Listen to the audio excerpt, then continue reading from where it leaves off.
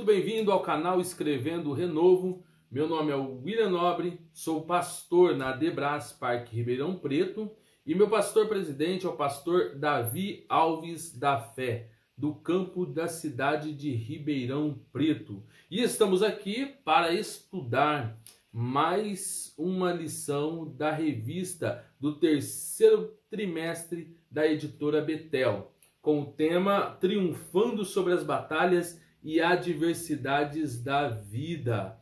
O comentarista deste trimestre é o ilustre Bispo Samuel Ferreira, bispo presidente da Adebras São Paulo. Nós vamos começar. Hoje nós estudaremos a lição de número 4. Já peço que você, meu amigo professor, meu amigo aluno, que está já adiantando a matéria para ajudar a absorção no dia da aula, você pega a sua revista, pega a sua Bíblia, deixa aí seu copo com água, café, chá, suco, Coca-Cola, fique à vontade. Eu hoje estou tomando uma água com gengibre, é muito bom. Se você não toma, vai lá, faz um teste. Depois eu passo a receita num outro vídeo. Mas antes de nós irmos para a lição, eu queria pedir para você, se você é novo aqui no nosso canal, se inscreva, canal Escrevendo Renovo. Todos os dias nós temos às 8 horas da manhã uma série fantástica, linda, maravilhosa, que é um devocional, chama Gotas Diária. Segue aí, se inscreve no canal, ative as notificações para que você todos os dias receba esse material. E toda semana nós estamos publicando uma aula da revista da editora Betel. Toda semana tem uma aula nova, então conto com você aí conosco. E se você já é inscrito, já sabe então, né? Deixa aquele seu joinha, aquele like maravilhoso que ajuda o canal e o YouTube também recomenda esse vídeo para mais pessoas. Nós fazemos todo esse trabalho sem custo algum e a única coisa que a gente pede para você é que você deixe o seu like, deixa nos comentários também o que você está achando da nossa revista, desta lição, se você está gostando, se não está, deixa aí a sua sugestão, o que você também está achando dos nossos vídeos, se você tem uma crítica, se você tem gostado, o que nós podemos melhorar para trazer um conteúdo sempre legal, um conteúdo sempre bacana e que agregue valor aí no seu conhecimento também, ok? Vamos lá então, lição de número 4.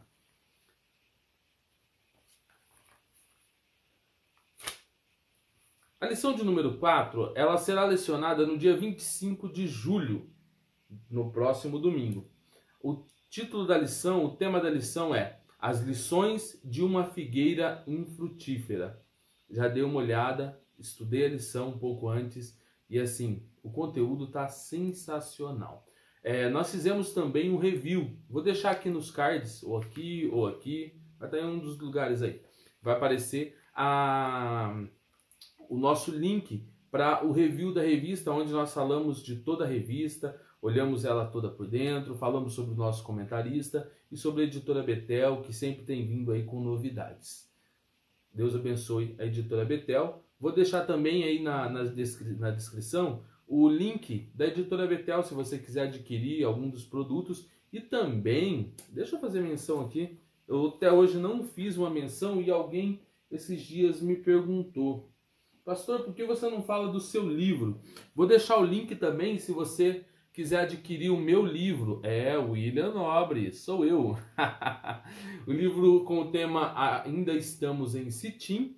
Então vai lá, vou deixar o link, dá uma olhadinha lá. Eu acho que ele está sendo comercializado ali no Mercado Livre por R$ 9,90. Está num preço fantástico, um livro maravilhoso que vai agregar bastante conhecimento na sua vida. Ainda estamos em Sitim. Pastor, o que é Sitim? Compre o livro e você vai saber. Bora lá então para a lição. Lição de número 4. O texto áureo, ele está em Mateus, capítulo 21, verso 22. E tudo o que pedirdes em oração, crendo, o recebereis. Fica a dica. Verdade aplicada. Permanecendo em Cristo, receberemos dele tudo o que for necessário para frutificarmos com perseverança até que ele venha. Objetivos da lição são 3 e eu gosto sempre de focar nesses objetivos. O primeiro objetivo, apresentar as características da figueira infrutífera. O segundo objetivo, ensinar elementos para uma vida frutífera. E o terceiro objetivo, ressaltar a importância de produzirmos frutos. Então, meu amado aluno, meu amigo professor, foque nesses objetivos. O primeiro objetivo é nós demonstrarmos as características de uma figueira infrutífera. E lembrando que nessa analogia nós fazemos analogia à vida cristã. Então, ao mesmo tempo que nós estaremos apresentando as características de uma figueira infrutífera, também estamos falando da nossa vida cristã e quais são as características que talvez estão em nós ou para nós identificarmos em outras pessoas de quando nós estamos sendo infrutíferos.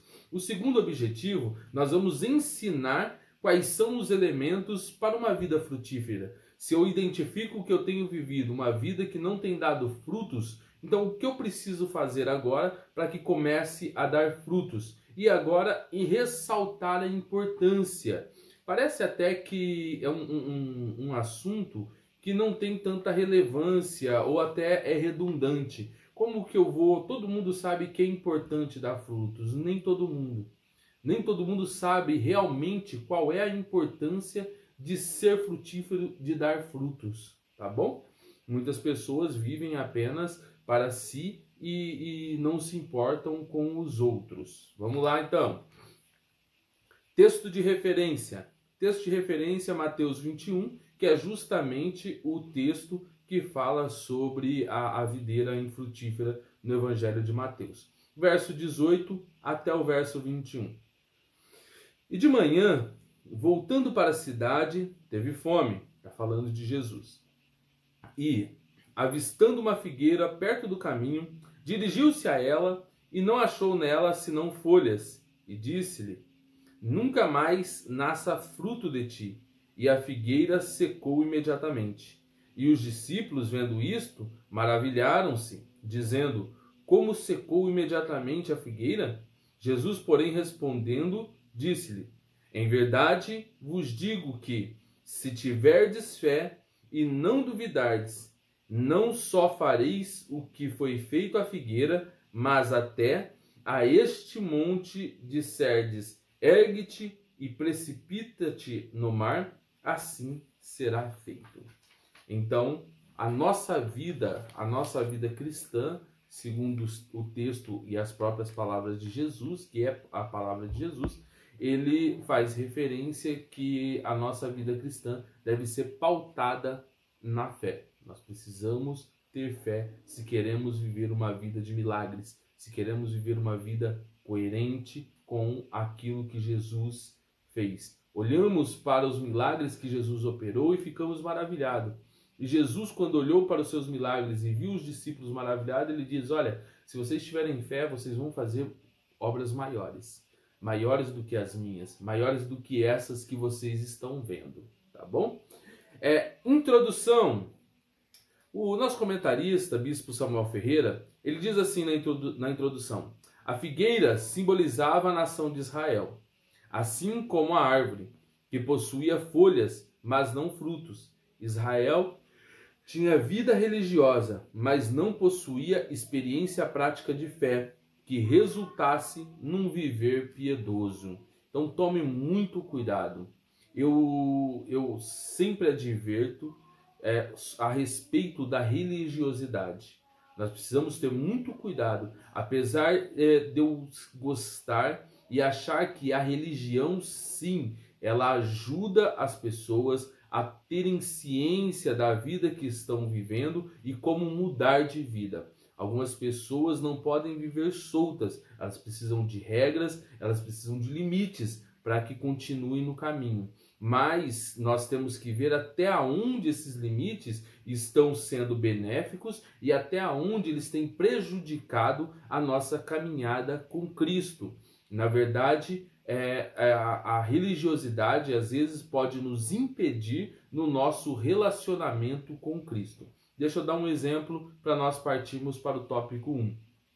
O exemplo eu cresci na vida cristã sendo orientado de que a oração precisava ser feita apenas de joelho. E ouvi muito isso, que para eu orar eu precisava estar com os joelhos dobrados. Isso, até certo ponto, sim, era bom e coerente. Mas a um nível, quando a Bíblia nos menciona que nós devemos orar o tempo todo, havia um conflito dentro da minha cabeça, porque como eu poderia estar dobrado, de joelhos dobrados, o tempo todo? Às vezes orava várias horas por dia, mas não conseguia orar durante todo o dia, porque criou-se uma barreira. E então eu descobri e fui liberto desta ação religiosa que me ensinou a orar, por isso que eu digo que é benéfico, mas limitou as orações e o mover do Espírito Santo na minha vida. Até quando eu descobri que eu poderia orar em todo o tempo. E um grande evangelista, se eu não me engano, Moody, ele disse: eu não me lembro de ter orado mais de 10 minutos na minha vida, mas também não me lembro de ter ficado mais de 10 minutos sem falar com o meu Deus. Essa é uma afirmação poderosíssima, porque eu posso não orar sequencialmente mais de 10 minutos, mas eu também não fico mais de 10 minutos sem falar com Deus. E isso tem uma grande importância, porque eu posso orar 10 horas por dia, mas o que vai mandar na minha vida cristã é o que eu faço com as próximas 14 horas do dia.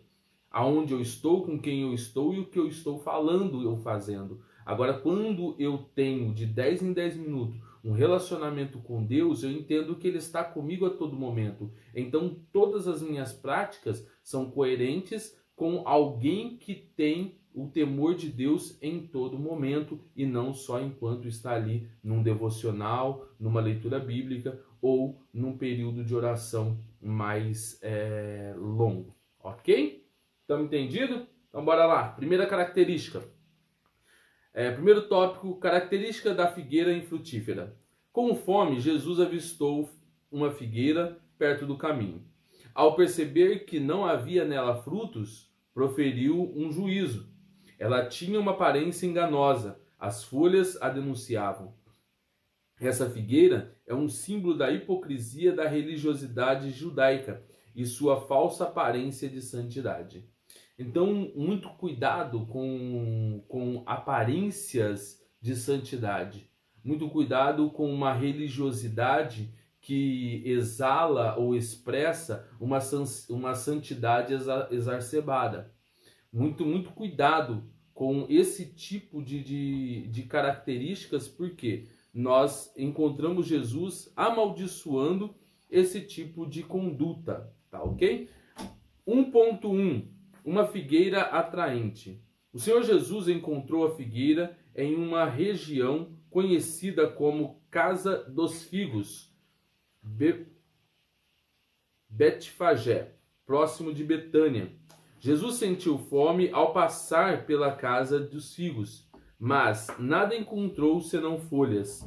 Da mesma forma que no templo havia se tornado um lugar de comércio, representado apenas por rituais que não saciavam a fome dos necessitados de espírito.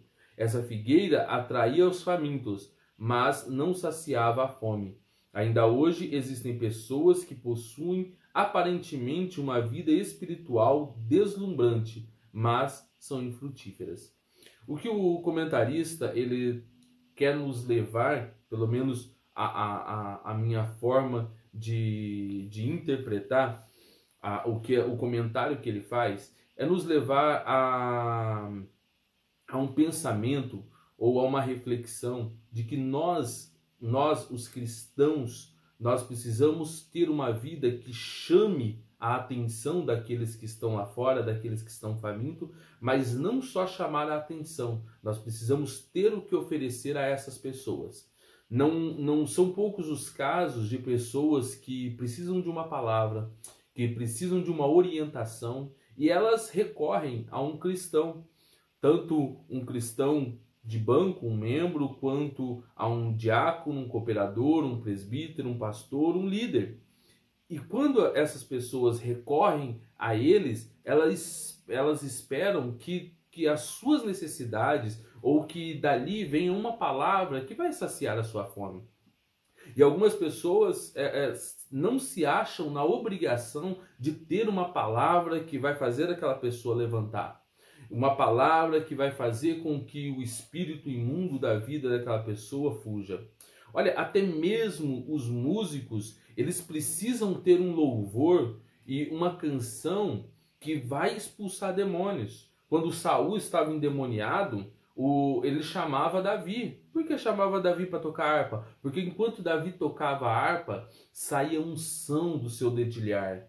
Do dedilhar de cada nota, de cada acorde, exalava uma unção tão poderosa que era capaz de expulsar demônios. Então, meu amigo músico, se o seu ministério é louvar, não é por causa disso que você não tem poder para expulsar demônios. Pelo contrário, através do seu louvor, através de cada nota que você tocar, os demônios vão fugir. Por quê? Porque você está cheio e revestido do poder de Deus. E não é apenas uma figueira de aparência. A exemplo, o que é uma figueira de aparência? Já que eu dei o exemplo do músico, eu vou continuar aqui e o sarrafo toca mais forte no lombo dos músicos hoje. É aquele músico que pega o microfone ou pega a sua guitarra, a bateria, e no momento da apresentação no culto é a pessoa mais cheia de Cristo. Mas quando acaba os seus 10 minutos, meia hora de período de louvor, ele vai para fora da igreja e vive uma vida devassa. E vive uma vida que não condiz com aquela pessoa que está lá em cima. Porque quem está vendo ele se apresentar, está olhando e está vendo uma figueira bonita, linda, que pode dar a ele aquilo que ele precisa. E quando ele é procurado, o que encontra é uma figueira que é apenas o estereótipo de algo vazio. Jesus olhou para os sacerdotes certa vez e fazendo referência à religiosidade, ele diz: vocês são como sepulcros caiados. Por fora são bonitos, são enfeitados, estão até bem calafetados, mas por dentro o cheiro, o odor é horrível. Por dentro está podre, por dentro está em decomposição, tem bicho. Não dá para habitar a presença do Senhor num lugar desse. Vamos lá! Eita Deus, tá gostoso demais essa lição, hein? Jesus, se você tá gostando, deixa aquele joinha, deixa aí nos comentários o que você tá achando. E vamos prosseguir. 1.2. Uma figueira precoce. Quando uma figueira está totalmente enfolhada, esperamos achar nela figos, porque a figueira produz os frutos antes das folhas. Nessa história bíblica, a árvore produziu folhas sem dar frutos. Era uma anomalia da natureza e não um resultado sadio do crescimento correto. Infelizmente, nos nossos dias, muitas pessoas procedem da mesma forma, queimando as etapas da vida cristã. São pessoas que não aprendem o básico e não criam alicerces. O resultado é um crescimento precoce e catastrófico. Sou amante, gosto muito da tecnologia, desse mundo corrido e rápido que nós temos vivido, com a evolução da internet, da informação.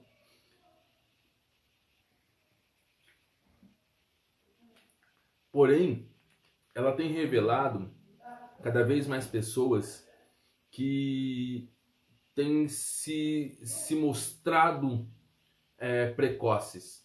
Pessoas que não tiveram tempo de se formar uma base.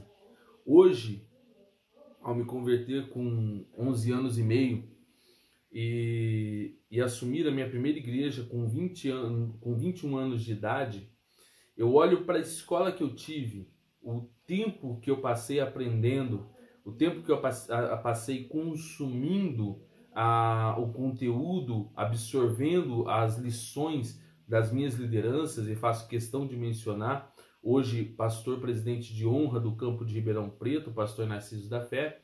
Tive a honra de aprender juntamente com ele, tanto de forma prática como de forma teórica, e isso tudo me trouxe um alicerce, uma base para não ser levado por qualquer vento e não sair por aí falando achismo ou coisas que penso ou acredito. Por falta de pessoas sem base bíblica, o que nós temos visto é um movimento de desigrejados, um movimento de pessoas que não cumprem um princípio simples que o próprio Deus pediu, o próprio Deus ordenou, que é honrar as lideranças, e aí eles dizem que só quem manda em mim é Deus, e a própria palavra diz que se você não é capaz de obedecer ao homem a quem vê, como você vai honrar a Deus a quem você não vê? Então, essas pessoas têm feito as suas próprias exegeses, elas têm interpretado da forma em que massageiam os seus egos, e tem sido um crescimento de forma precoce, e nas primeiras lutas, tempestades, no primeiro balançar do barco, elas têm caído, têm tropeçado. Mas isso é um alerta não para condenar, não para apontar dedos, mas um alerta para nós que temos base começarmos a orar.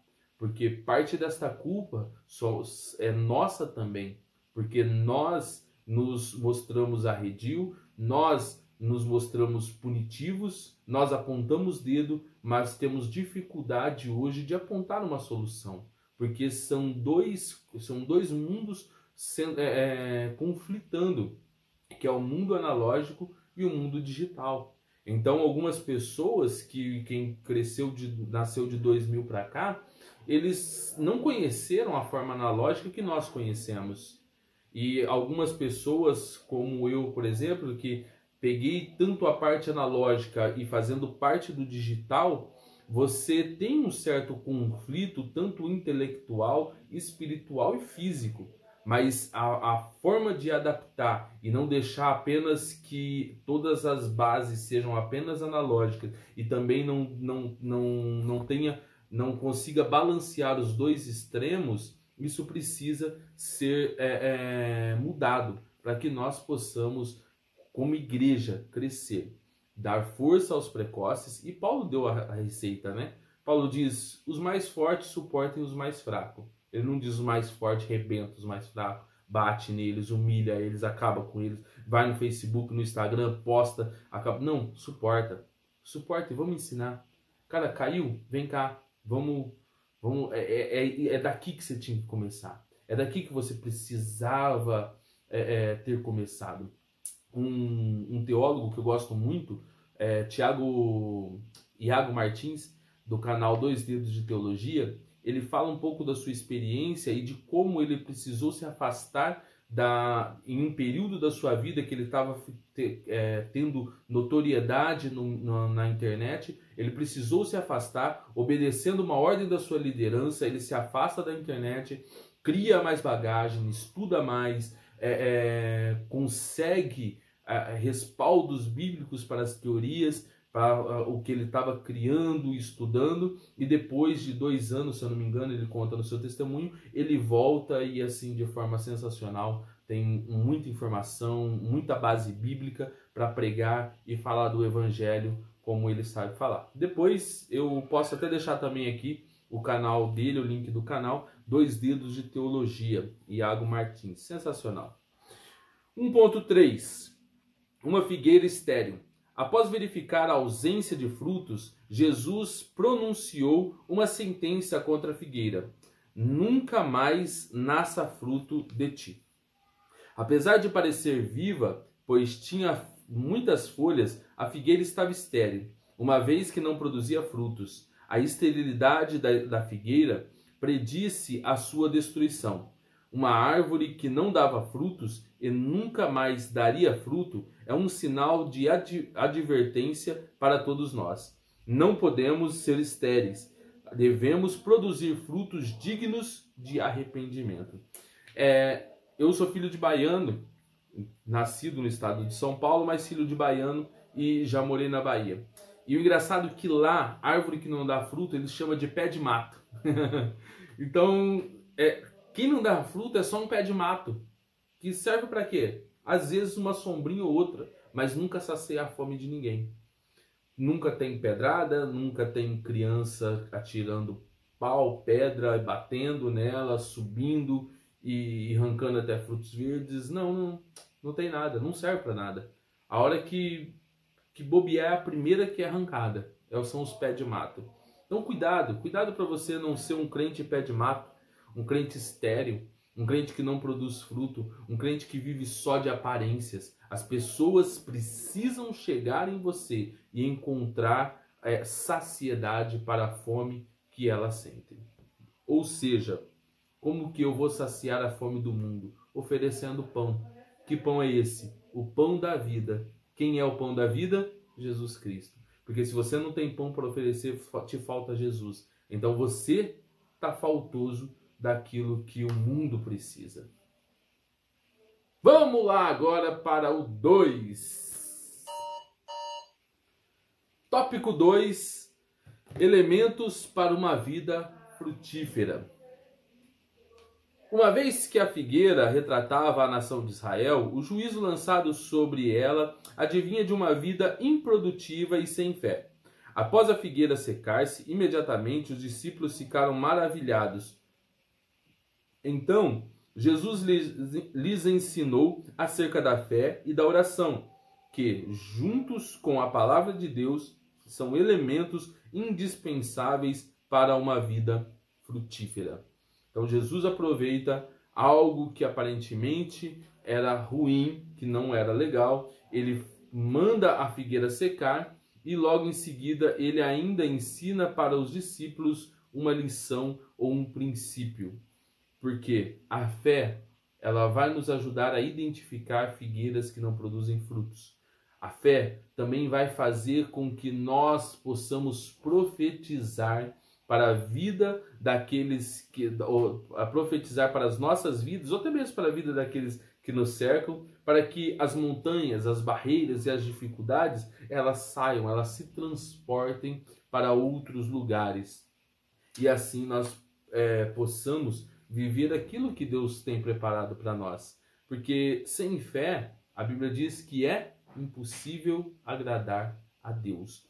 E se eu não agrado a Deus, então eu não vou conseguir conquistar as coisas que Deus tem para mim.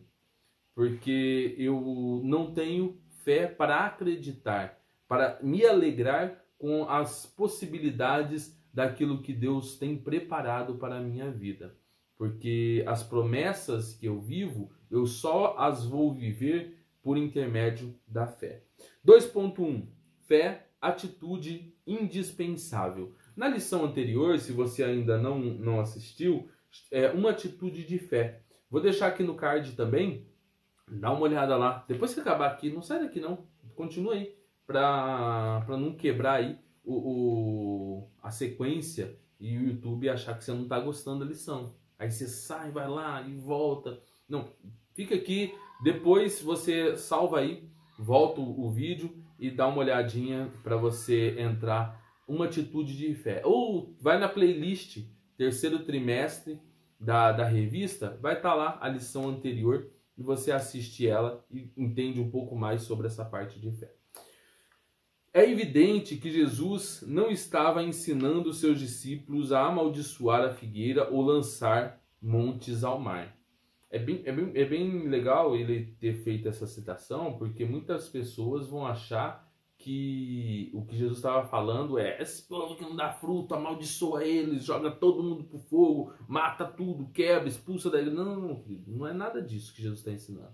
Jesus está dando uma lição de fé e mostrando o quanto uma pessoa infrutífera ela pode prejudicar. Então eu preciso estar ajudando essas pessoas a aprenderem a produzir frutos. O propósito, até porque, deixa eu abrir um parênteses aqui, até porque Deus não tem problema nenhum com esterilidade. Deus não tem problema com pessoas estéreis. Ah, como assim, pastor? Não, Deus não tem problema. O problema de ser estéril é um problema seu. Mas Deus, ele tem poder para resolver os seus problemas. Quando Deus resolve separar um casal, para daquele casal fazer uma grande nação, ele separa Abraão e Sara. E Sara, ela era estéril. E Deus mesmo assim faz uma promessa: eu vou te dar um filho e desse filho eu vou fazer a minha grande nação. Você vai ser, Abraão, o pai de uma grande nação. E aí Deus escolhe uma mulher estéril. E os dois em idade avançada. Pô, estava em idade avançada, pastor. É por isso que ela não podia ter filho, tal. Beleza. E aí Isaac nasce. Isaac conhece Rebeca. Se apaixona por Rebeca. O servo de Abraão traz Rebeca e casa com Isaac. E Rebeca era estéril. Se Deus direciona para que Isaac casasse com Rebeca, ele não podia escolher uma mulher que pensou em engravidou? Fica fácil demais. Deus fala assim, não. Tudo que eu for fazer na sua vida vai ser baseado em milagres. Então, para de olhar para as coisas que acontecem na sua vida como problemas e dificuldades e começa a olhar como oportunidades de viver o milagre e o sobrenatural de Deus. Depois Isaac tem Jacó e Esaú. Rebeca, Isaac ora, tem lá o texto, tudo bonitinho, Gênesis 28, Isaac ora, tem os resultados da sua oração, Rebeca engravida, aí nasce os dois. E Jacó, depois que foge para as terras de Labão, se apaixona por Raquel. E Raquel era estéril. Olha só. A linhagem que Deus resolve traçar e tirar o grande povo que ele levantaria sobre a terra foi uma linhagem de patriarcas com mulheres estéreis. Alguma coisa assim. Então, meu querido, para de ver problemas, começa a vivenciar milagres, tá bom? Qualquer um deles poderia ver um grande problema, poderiam ver. Mas sabe o que eles fizeram com aquele problema? Acreditaram na promessa. É melhor você acreditar na promessa do que acreditar nos problemas. É melhor você identificar um problema como oportunidade de viver a promessa e os milagres de Deus. Continuando. O propósito para ensinar que o povo de Israel estava sendo rejeitado por não ter fé. Eles confiavam em suas obras e em sua religiosidade, mas em Deus não. Foi por causa da sua improdutividade que foram censurados por Jesus. Sem fé é impossível agradar a Deus. Através da fé em Deus, podemos produzir frutos que glorifiquem a Deus e não sermos estéreis espirituais. Inclusive, a fé faz parte do fruto do Espírito. A fé em Deus nos faz superar as dificuldades encontradas no serviço cristão. Só com fé você vai conseguir superar todas as dificuldades e adversidades que se levantarão na sua vida. Só à base da fé que você vai conseguir continuar caminhando e dando um passo a cada dia nessa grande jornada que nos leva aos céus. Sem fé, nós não conseguiremos chegar muito longe. Sem fé, nós não conseguiremos avançar o caminho que Deus tem preparado e proposto para nós. 2.2. A bênção da oração. Ao explicar o motivo pelo qual a figueira secou, Jesus fala acerca do resultado da oração. Ele diz sobre a relevância da fé e oração na vida dos seus discípulos a fim de serem bem-sucedidos na caminhada cristã. Orar é pedir a Deus que seja feita a sua vontade, tanto na terra como no céu. É crer que Deus, por meio do seu poder, é capaz de fazer o que lhe apraz. É preciso aliar a oração à fé. Na oração, precisamos crer que Deus nos ouve, atende o nosso clamor e é poderoso para nos livrar do perigo e do mal. É através da oração que nos quebrantamos diante de Deus, reconhecendo nossa pequenez e sua grandeza. Glória a Deus. Então, a fé e a oração são aliadas. Elas precisam andar juntas, entrelaçadas. Por quê? Se eu orar sem fé, eu vou orar duvidando de que tem alguém me ouvindo. E olha, querido, às vezes você vai orar sim. Você vai orar e você vai se sentir um bobo. Como se estivesse falando com a cadeira, com a mesa, com as paredes, ou seja lá onde você estiver orando. Mas a fé me dá uma certeza tão grande de que em algum lugar Deus está me ouvindo, Deus está me escutando e Ele vai ouvir o meu clamor, Ele vai atender as minhas necessidades, que eu continuo orando, que eu continuo buscando a Deus. Porque quem ora sem fé, ela não vai muito longe, porque é um caminho muito difícil a ser percorrido. A oração é um dever de todo cristão e ela precisa ser constante. E eu só consigo a constância na oração quando eu tenho fé. Outro exemplo é que a oração, ao contrário de que muitas pessoas pensam, que é o lugar, que é um balcão de ajuda e de pedidos, de favores, a oração é o lugar onde eu alinho as minhas expectativas com as expectativas de Deus. Então não é um lugar onde eu vou colocar e falar: Deus, eu quero isso, eu quero um carro, uma moto, um salário de 50 mil reais. Não. Eu pego as minhas expectativas e alinho com as expectativas de Deus para a minha vida. A oração faz isso. A oração quebra o meu ego. A oração quebra as minhas vontades. E aí eu digo: Senhor, não quero nada disso. O que eu quero é a sua vontade para mim. E Deus diz: a minha vontade para você, ela é maior. Então sobe.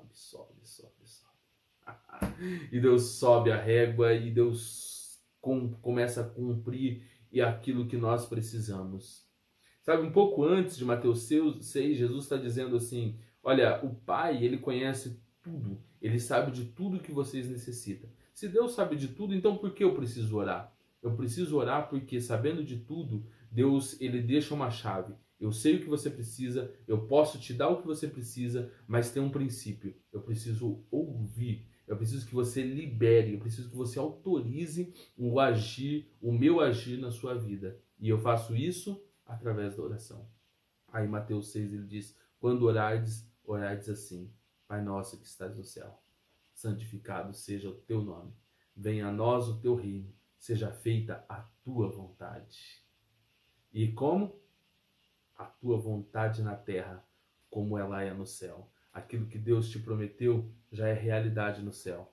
Você só precisa autorizar para que você possa viver as maravilhas que Deus tem para fazer na sua vida. 2.3, já estamos caminhando para o finalzinho aí. Hoje a lição tá muito gostosa. Até eu acho que vai passar um pouquinho dos minutos que nós estamos acostumados. Mas vamos dar sequência. Guardar a palavra de Deus. O capítulo 15 do Evangelho de João nos revela que o que precisamos para ter uma vida frutífera. É preciso ser limpo pela palavra de Deus para produzir mais frutos. É necessário estar em Cristo, pois sem Ele nada podemos fazer. É preciso guardar as suas palavras. O segredo declarado pelo próprio Jesus para uma vida abundante é permanecer nele. Essa é a posição do cristão. Na nossa vida diária, precisamos estar em íntima comunhão com o Senhor. Não podemos deixar a medida na palavra de Deus e obedecer os seus mandamentos.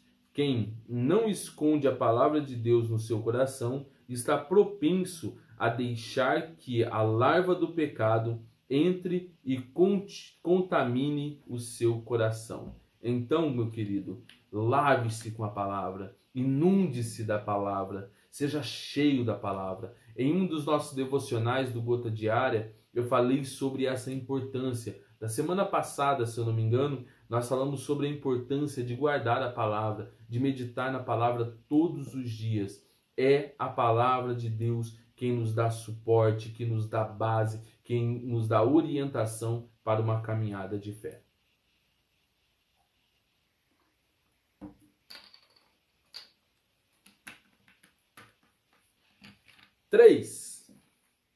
Lição de número 3. Ó, já estamos chegando já no finalzinho. Você está aí até agora. Acredito que você está gostando do conteúdo, porque já são quase 40 minutos de vídeo e você está aqui. Então eu peço que você deixe o seu like, deixe o seu comentário aí. 5 minutinhos a mais. 5 não, né? Eu acho que não vai isso. Só para apertar o botãozinho do gostei e também deixar um comentário ali. Vai 1 minuto. um minutinho a mais para você que já está aí há 40 minutos. Já estamos encerrando. Então continue aí. Que lição linda. Eu estou gostando muito desta revista. Veio assim a calhar para o momento que nós estamos vivendo. E eu tenho certeza que vai ajudar muita gente. Tem ajudado muita gente e agregado valor e conhecimento na vida de muitos. Lições práticas acerca da figueira. A passagem bíblica da figueira infrutífera ressalta a importância de darmos frutos e que a ausência deles nos traz reprovação. Por isso, devemos estar preparados, sempre produzindo, porque o Senhor, a qualquer instante, pode requerê-los. Nós não sabemos nem o dia, nem a hora, mas a qualquer instante o Senhor pode pedir. E tem um louvor maravilhoso da nossa harpa cristã que diz: posso, tendo as mãos vazias, a Jesus eu me apresentar. Quantas almas poderia ao Senhor apresentar? Olha só, e aí? E se Ele te chamar agora? E se Ele requerer os frutos das suas mãos? Como estão? 3.1. Uma importante advertência. O povo de Israel havia sido escolhido por Deus para receber e transmitir a sua verdade em meio a um mundo pecador e idólatra. No entanto, abdicou dessa missão e se entregou ao orgulho espiritual e ao formalismo religioso. Os israelitas possuíam abundantes folhagens, mas careciam do fruto da fé e do amor. Isto provocou o edito final do Senhor: nunca mais nasça fruto de ti. Essa importante advertência também serve para nós, Igreja do Senhor, pois fala da conduta. Perdão, meus irmãos. Pois fala da conduta cristã, isto é, de não apresentar por fora o que não se é por dentro. Assim como a figueira deveria produzir frutos, da mesma forma nós também devemos produzir frutos. Não é opcional para aquele que serve a Deus. Então toda mudança ela precisa começar por dentro, ela precisa começar aqui, ó, dentro do meu coração. Quando eu mudo o meu interior, automaticamente o meu exterior muda. Eu não acredito numa mudança apenas interior. A mudança ela começa dentro e ela se transforma. Assim como eu não acredito numa mudança apenas exterior. Apenas aquelas pessoas que se vestem de crente, que põem uma Bíblia debaixo do braço, mas dentro do coração está sujo, está podre.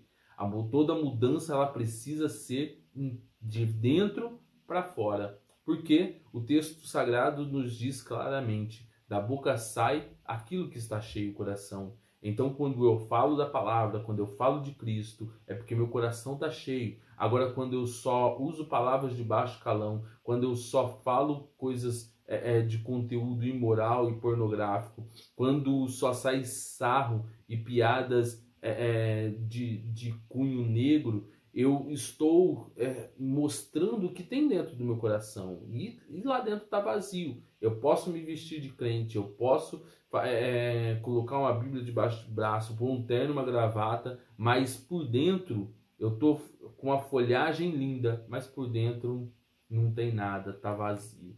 Não é morada do Espírito Santo. E se não é morada do Espírito Santo, fica a dica. 2.2. Folhas ou frutos. Interessante notar que, quando pecou, Adão foi até a figueira para procurar folhas a fim de esconder sua nudez. No entanto, Cristo, o último Adão, procurou frutos na figueira. Ele nos escolheu e nos nomeou para ir e produzir frutos. Sua preocupação não é com belos templos ou cultos bem organizados. Ele não ficará impressionado com a nossa música ou com a relevância social que alcançamos. Jesus não quer encontrar em nós folhas, mas espera que sejamos frutíferos. Caso isso não aconteça, seremos reprovados. assim como essa figueira. Então, procure produzir mais frutos e ter menos evidências de frutos. Procure ter mais conteúdo e menos folhagem. Não se preocupe tanto com a roupagem. Não estou dizendo, por isso que eu usei a expressão ou o termo não se preocupe tanto, porque é necessário sim que você preocupe-se com a folhagem, com a roupagem que você vai se apresentar, mas que isso que não seja apenas isso, que você preocupe-se também com o conteúdo que você vai oferecer. Não preocupe-se apenas com a apresentação de uma celebração de domingo, mas preocupe-se em ter conteúdo para oferecer para aqueles que te procuram na segunda de manhã. Porque muitas pessoas se frustram com Deus e com a igreja porque acham que serão abençoadas por suas orações de domingo. Mas a verdade é que Deus nos abençoa pelas nossas decisões de segunda-feira. Então, foque nisso. Você não será abençoado pelas orações que você faz no domingo, mas será abençoado pelas decisões que você toma na segunda-feira. 3.3. Constante vigilância. Precisamos estar preparados. Não sabemos o dia nem a hora em que Cristo virá. Infelizmente, muitos estão desapercebidos e como as virgens loucas com as suas lâmpadas sem azeite. São pessoas que não pensam estar preparadas, mas não estão. Estão na casa do Senhor, mas não são íntimas. São ovelhas que não conhecem a sua voz. A vinda do Senhor Jesus Cristo será repentina. Não haverá tempo para colocar a vida em ordem. É preciso estar em constante vigilância. Folhas sem frutos retratam uma aparência mentirosa, uma falsa piedade, uma liturgia estéril. Não é a vida abundante que Jesus preparou para os seus filhos. Preocupe-se com o conteúdo, com a reserva que você tem. Preocupe-se com o que você vai oferecer na segunda para aqueles que te procuram e não só com a roupagem que você se veste para ir nas celebrações. E a conclusão, chegamos ao fim. Na conclusão, o nosso ilustre Bispo Samuel Ferreira, ele diz: nesta lição, aprendemos que Deus não se agrada de uma vida espiritual estéril, pois Ele nos escolheu, nos nomeou e nos ordenou que sejamos frutíferos. Não há como enganá-lo. Diante dele, todas as coisas estão nuas e patentes. É preciso frutificar. É preciso frutificar. É preciso frutificar. E você vai frutificar em todas as áreas da sua vida. Deixa eu conectar aqui a minha fé com a sua fé. Em nome de Jesus. Eu não sei se você tem tido ou tem sido uma figueira apenas de aparência, mas neste momento eu profetizo sobre a sua vida prosperidade, paz, fé e muitos frutos em todas as áreas da sua vida, em nome de Jesus. Meus queridos, quero pedir, se você esteve aqui até agora e ainda não é inscrito no nosso canal, se inscreva no nosso canal, ative as notificações. Toda semana, uma lição linda e maravilhosa como essa. Deus abençoe sua vida. Deus abençoe a sua semana. E até a próxima lição, se Deus quiser.